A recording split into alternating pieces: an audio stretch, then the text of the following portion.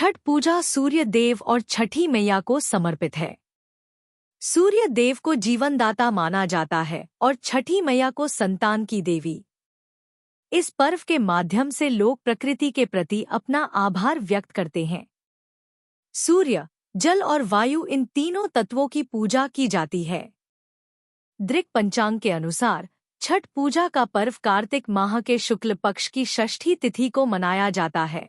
इस साल 2024 में षष्ठी तिथि 7 नवंबर दिन गुरुवार को सुबह 12:41 पर शुरू होगी और 8 नवंबर दिन शुक्रवार को सुबह 12:34 पर समाप्त होगी।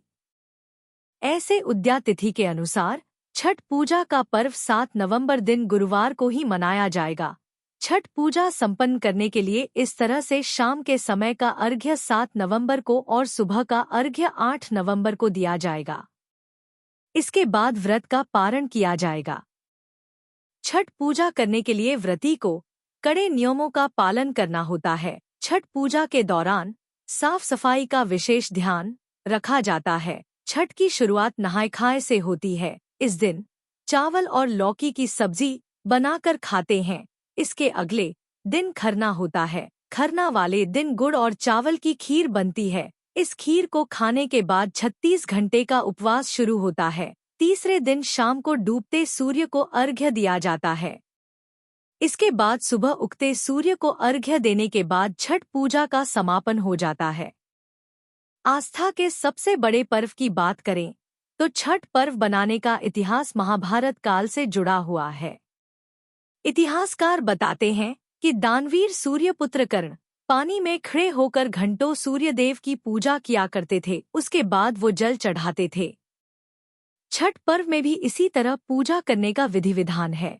इसलिए कहा जाता है कि छठ पूजा महाभारत काल से शुरू हुई थी। छठ पर्व को सौभाग्य का पर्व भी माना जाता है। कहते हैं इस पर्व से सुहाग की उम्र लंबी होती है। इसलिए महिलाएं पति एवं संतान के लिए इस व्रत को रखती हैं। छठ पूजा के पहले दिन को नहाय खाए कहा जाता है। इस दिन सूर्योदय सुबह 6:39 पर है। इसके साथ ही सूर्यास्त शाम 5:41 पर है।